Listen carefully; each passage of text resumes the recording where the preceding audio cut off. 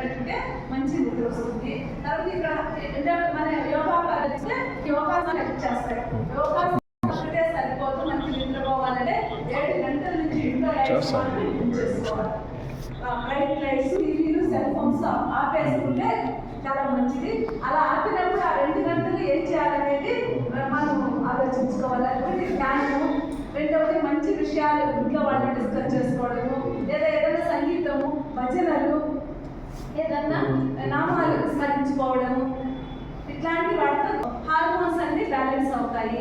నిద్ర అనేది important cycle. నిద్రని దానికి డిస్టర్బ్ చేసుకున్నామంటే మిగతా అన్ని హార్మోన్స్ కూడా దానివల్ల ఎఫెక్ట్ అవుతాయి. సో స్లీప్ అనేది చాలా మూడవ గ్లాండ్ థైరాయిడ్, పారాథైరాయిడ్ గ్లాండ్స్. ఇవి రెండు గ్లాండ్స్, థైరాయిడ్, పారాథైరాయిడ్.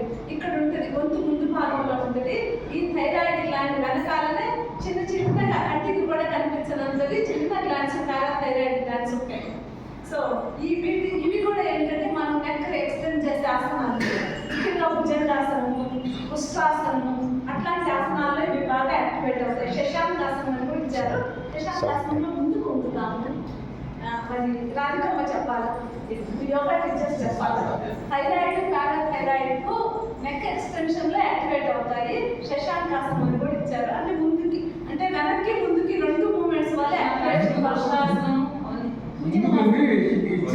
భుజంగాసనము, ఉష్ట్రాసనం వల్ల అంటే ముందుకు వెనక్కి తిరగడం వల్ల ఈ థైరాయిడ్, పారాథైరాయిడ్ గ్లాండ్స్ బాగా ఉపయోగపడుతుంది.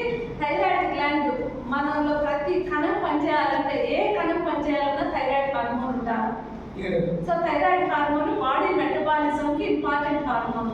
అలాగే పారాథైరాయిడ్ హార్మోన్ వచ్చేసి కాల్షియం మెటబాలిజంలో, మన బాడీకి కాల్షియం, ఎముకలు తీసుకున్న, కండరాలు తీసుకున్న అన్నిటిలో కాల్షియం అనేది చాలా ఇంపార్టెంట్. సో అందుకే కాల్షియం కోసమే మాత్రలు మింగుతాం, పాలు తాగుతాము, రాగి జావ తాగుతాము. కానీ ఈ కాల్షియం పనిచేయాలంటే పారా హార్మోన్ ఉండాలా. ఆ గ్లాండ్స్ 2 బాగా పనిచేయాలంటే మన ఈ వ్యాయామాలు, యోగాలో చేసేటటువంటి ఉష్ట్రాసనము, భుజంగాసనము, శశాంకాసనము, కూడా ఈ గ్లాండ్స్, ఎందుకంటే గ్లాండ్స్ ఒకే దగ్గర ఉంటాయి.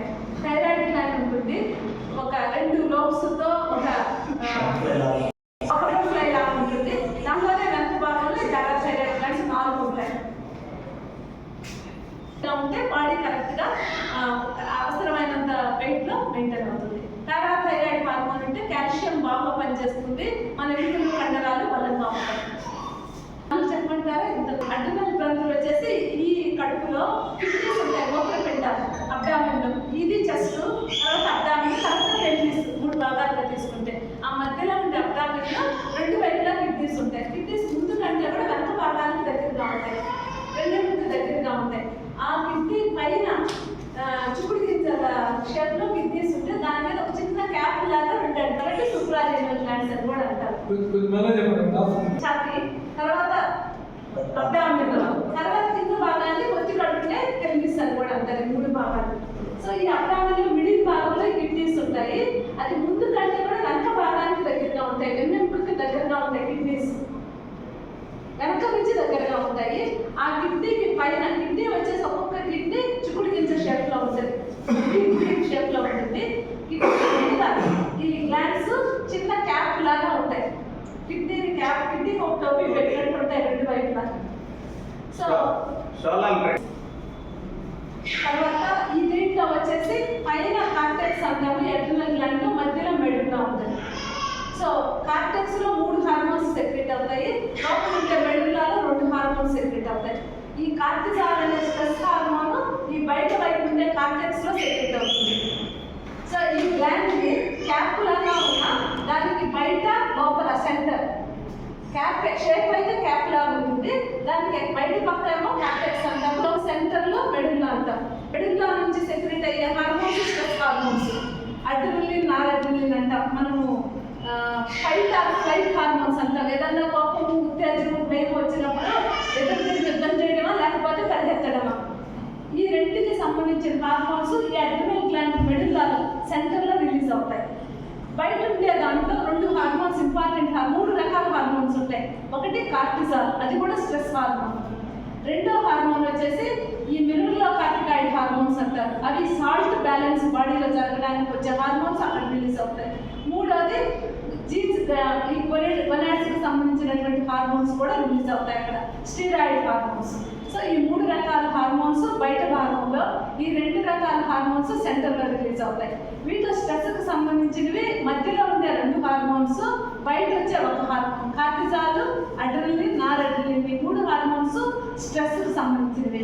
సో ఈ అడ్రినల్ గ్లాండ్స్ ఎప్పుడు ఇది అంటే వీరభద్రాసనం, భుజంగాసనం, అసంజనాసనం, ఇవన్నీ కూడా బ్యాక్ బెండింగ్ ఆసనాసే.